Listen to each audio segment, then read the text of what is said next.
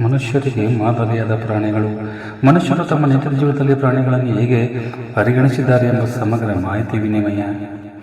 ಬನ್ನಿರಿ ಹೋಗೋಣ ವಿಸ್ಮಯಕಾರಿಯಾದ ಪ್ರಾಣಿಗಳ ಪ್ರಪಂಚಕ್ಕೆ. ತಮಗಿದು ಸುಸ್ವಾಗತ. ಮನುಷ್ಯರಿಗೆ ಮಾದರಿಯಾದ ಪ್ರಾಣಿಗಳು ಹೀಗಿವೆ. ನಿಯತ್ತಿಗೆ ಹೆಸರು ನಾಯಿ. ತಾಕತ್ತಿಗೆ ಉದಾಹರಣೆ ಆನೆ. ಸತತ ದುಡಿಮೆ ಎತ್ತು. ಕಠಿಣ ಪರಿಶ್ರಮಕ್ಕೆ ಉದಾಹರಣೆ ನೀಡುವುದಾದರೆ ಕತ್ತೆ. ವೇಗದ ಓಟಕ್ಕೆ ಕುದುರೆ ಉತ್ತಮ ಉದಾಹರಣೆ. ಸ್ವಚ್ಛತೆಗೆ ಹಂದಿಯನ್ನು ನಾವು ಹೆಸರಿಸುತ್ತೇವೆ. ಸದೃಢವಾದ ಹೆಜ್ಜೆ ಇಡೋದಕ್ಕೆ ಒಂಟೆಯನ್ನು ಉದಾಹರಿಸುತ್ತೇವೆ. ಮಕ್ಕಳ ಆರೈಕೆ ಕಾಂಗರೂ ರೀತಿ ಇರಬೇಕು. ಚುರುಕು ಬುದ್ಧಿಗೆ ಬೆಕ್ಕು. ಸ್ವಯಂ ರಕ್ಷಣೆಗೆ ಮಲವನ್ನು ಉದಾಹರಿಸಬಹುದು. ಎರಡನೇ ತಾಯಿ ಎಂದರೆ ಹಸು. ಅಮ್ಮನ ನಂತರ ಹಾಲು ನೀಡುವ ಏಕೈಕ ಜೀವಿ ಹಸು. ದೀರ್ಘಾಯುಷ್ಯಗೆ ಉದಾಹರಣೆ ಆಮೆ. ಎಮ್ಮೆ ಹಸುವಿನಂತೆ ಹಾಲು ನೀಡುವ ಪ್ರಾಣಿ. ಈ ಭಾಗದಲ್ಲಿ ಮನುಷ್ಯರನ್ನು ಯಾವ ರೀತಿಯಾಗಿ ಒಯ್ಯುತ್ತಾರೆ ಎಂಬುದನ್ನು ಉದಾಹರಣೆಗೆ ನೋಡೋಣ. ಮಂಗ. ಹೇ ಮಂಗ, ನಾಯಿ, ನೀನು ನಾಯಿ ಇದ್ದಾಗೆ ಇದೆಯಾ? ಕತ್ತೆ ಅತಿ ಹೆಚ್ಚು ಉಪಯೋಗಿಸುವ ಶಬ್ದ. ಕೋಣ, ದಡ್ಡರಿಗೆ ಕೋಣ ಎಂದು ಕರೆಯುತ್ತೇವೆ. ಕರಡಿ, ಕಿರುಚಾಡುವವರಿಗೆ ಕರಡಿ. ಹಂದಿ, ಏ ಹಂದಿ. ತೋಳ, ಏ ತೋಳ ಇದ್ದಾಗಿದೆಯಲ್ಲೋ. ನರಿ, ಗುಳ್ಳೆ ನರಿ ಎನ್ನುತ್ತೇವೆ. ದನ, ಜಾಸ್ತಿ ಉಪಯೋಗಿಸುವ ಶಬ್ದ ದನ. ಎಮ್ಮೆ, ಮಂದ ಬುದ್ಧಿಗೆ ಎಮ್ಮೆ ಎನ್ನುತ್ತೇವೆ. ಊಸರವಳ್ಳಿ ಬಣ್ಣವನ್ನು ಬದಲಾಯಿಸುತ್ತೆ. ಕಪ್ಪೆ, ಒಟಗೊಟ್ಟುವವರಿಗೆ ಕಪ್ಪೆ ಎಂದು ಕರೆಯುತ್ತೇವೆ. ಕುರಿ, ಶಾಂತ ರೀತಿಯವರಿಗೆ ಕುರಿ ಇದ್ದಂತೆ. ಕಿರುಬ, ಕೂಗುವವರಿಗೆ ಕಿರುಬ ಎನ್ನುತ್ತೇವೆ. ಆನೆ, ದಪ್ಪ ದೇಹದವರಿಗೆ ಗೂಳಿ, ತಿರುಗಾಡುವವರಿಗೆ ಗೂಳಿ ಎನ್ನುತ್ತೇವೆ. ಜಿರಲೆ. ಪ್ರಾಣಿಗಳಷ್ಟೇ ಅಲ್ಲ, ಬೊಯ್ಯಲು ಪಕ್ಷಿಗಳ ಹೆಸರನ್ನು ಯೂಸ್ ಮಾಡ್ತೇವೆ. ಕಾಗೆ ಅಂತ ಇದೆಯಾ? ಕಾಗೆ. ಗಿಡುಗ, ಗೂಬೆ, ಬಾವಲಿ. ಕೇವಲ ಬೈಯುವುದಕ್ಕಷ್ಟೇ ಅಲ್ಲ, ಮನುಷ್ಯರನ್ನು ಆಡಿ ಹೊಗಳಲು ಕೂಡ ಪ್ರಾಣಿಗಳ ಹೆಸರುಗಳನ್ನು ನಾವು ಬಳಸುತ್ತೇವೆ. ಹೌದು, ಹುಲಿಯ ರಾಜ ಹುಲಿ ಎಂದು. ಹುಲಿಯ ಹೆಸರಿನಲ್ಲಿ ಸಿಂಗಲ್ ಸಿಂಹ, ನಾನೆಂದರೆ ಸಿಂಹದಂತೆ ಎಂದು ಸಿಂಹದ ಹೆಸರಿನಲ್ಲಿ. ರಣಬೇಟೆಗಾರ ಎಂಬುದನ್ನು ಚಿರತೆಯ ಹೆಸರಿನಲ್ಲಿ.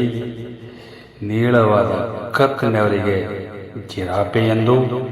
ಆನೆಯ ಹೊಟ್ಟೆ ಅಂಬಾರಿ ವೀರ ಎಂದು ಆನೆಗೆ. ಕತ್ತೆ ಬಾಲ, ಕುದುರೆ ಜುಟ್ಟು.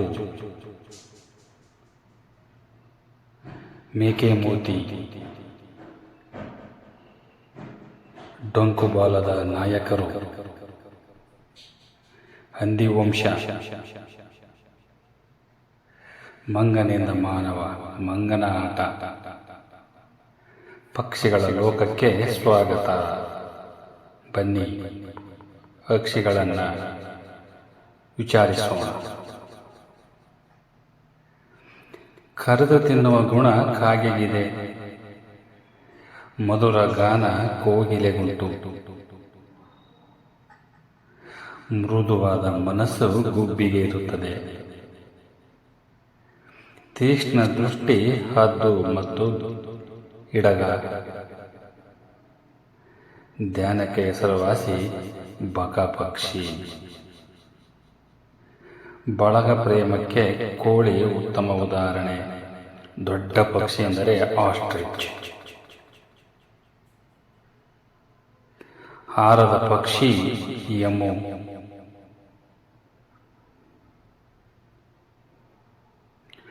ಉಭಯವಾಸಿ ಪಕ್ಷಿ ಪೆಂಗ್ವಿನ್, ನೀರು ಮತ್ತು ಭೂಮಿಯ ಮೇಲೆ ವಾಸಿಸಬಲ್ಲದು.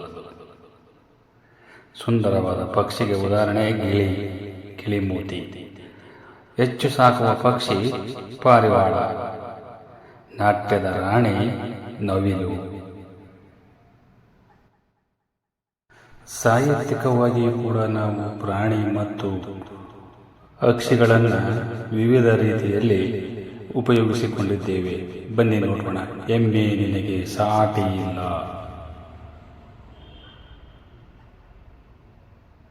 ಗುಬ್ಬಚ್ಚಿ ಗೂಡಿನಲ್ಲಿ ಏನಾದರೂ ಮಾಡಿಕೊಳ್ಳಿ. ಹಕ್ಕಿಗಳಂತೆ ಹಾರೋಣ, ಆದರೆ ರೆಕ್ಕೆ ಮಾತ್ರ ಇಲ್ಲ.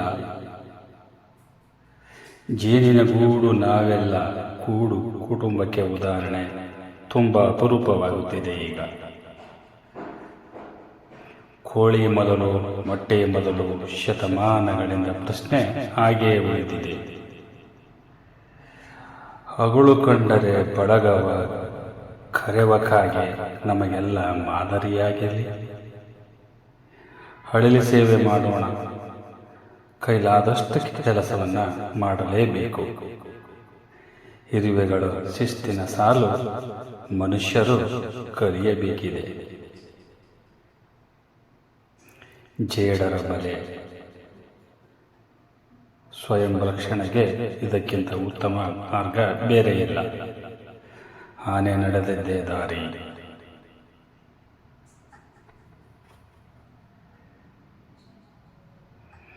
ನನ್ನ ದಾರಿಗಡ್ಡ ಬಂದರೆ ನಾನೇಕೆ ಅಪಶಕುನ. ಬೆಕ್ಕು ಕೇಳುತ್ತಿದೆ, ಕೇಳಿಸಿಕೊಳ್ಳಿ. ಕೋಣನ ಮುಂದೆ ಕಿನ್ನರಿ ಬೇಡ. ನಾನೇನು ಕೇಳಲಿಲ್ಲ ಕಿನ್ನರಿ ಬಾರಿಸಿ ಎಂದು. ಬೆಟ್ಟ ಹಗಿದು ಇಲಿ ಹಿಡಿಯದಿರಿ. ಕತ್ತೆ ಎಂದು ಕೇಳಿಲ್ಲ ಕಸ್ತೂರಿ ಪರಿಮಳ.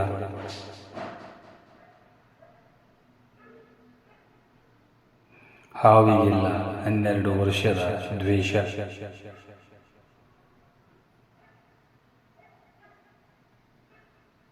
ಗುಳ್ಳೇನರಿ ನೀವೇಕೆ ಆಗುವಿರಿ.